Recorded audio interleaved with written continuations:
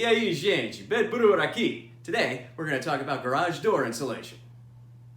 On a homebrew channel?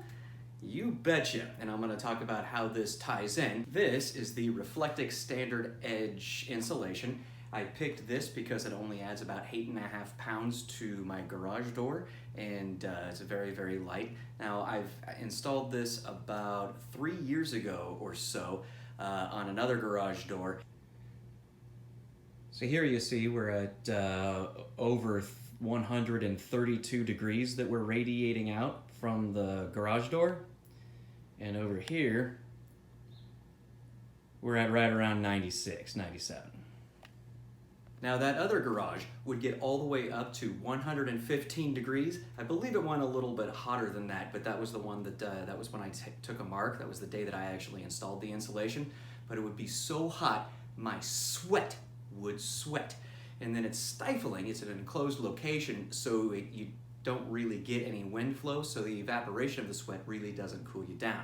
After I installed the insulation, the hottest it ever got was 97 degrees. So that saves us 18 degrees Fahrenheit or 10 degrees Celsius. Now that is also the difference between water freezing and being able to go outside in really a light jacket. In addition, in the wintertime, the coldest it got was 48 degrees as opposed to about 42 degrees. So it doesn't provide you as much protection in the winter, but it does provide you some. Now, as a home brewer, the odds are you're working in your garage. This is going to decrease 18 degrees, which is going to make this space a lot more pleasant. More pleasant means you're more likely to spend time in here to get what you need done. So for me, this is bottling and kegging. The fermentation chamber. If you have 115 degrees in your environment, this is going to turn off and on much more frequently than if it's at 96 or 97. That's going to cause wear and tear on the electromechanical relay that turns the compressor on and off.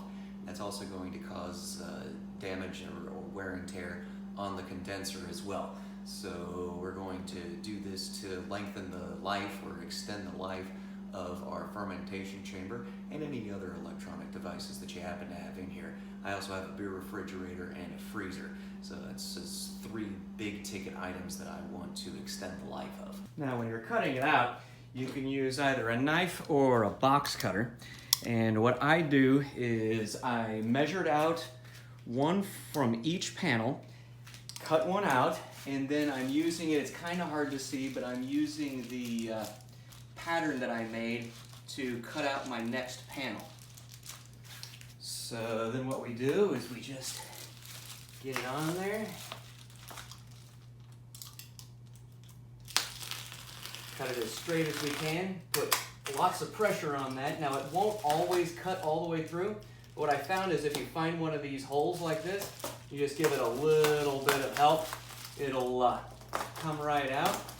Sometimes you do need to go ahead and use that razor blade again.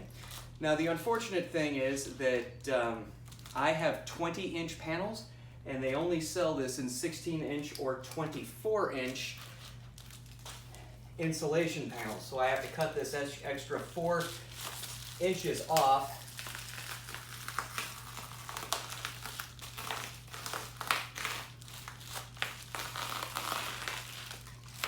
of all of my panels.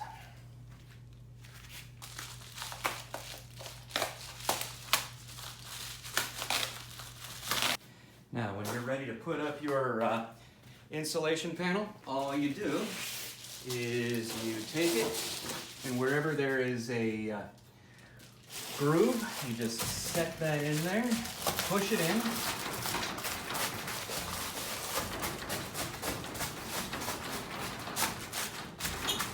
And there's no reason to lock or tape it into place. It just sits right there with a really nice friction seal. I'm going to go ahead and finish it. So I had half of the garage door already insulated, and today I went ahead and did the second half. This garage was about 96 degrees before I finished the second half. It's been 3 hours, but I haven't opened the garage door, and it is down to 88 degrees. So there you go. So if you learned something, if you liked this episode, give me a thumbs up. And if you are learning more about beer dispensers, home brewing ingredients, or home brewing equipment, start now and subscribe. And until next time,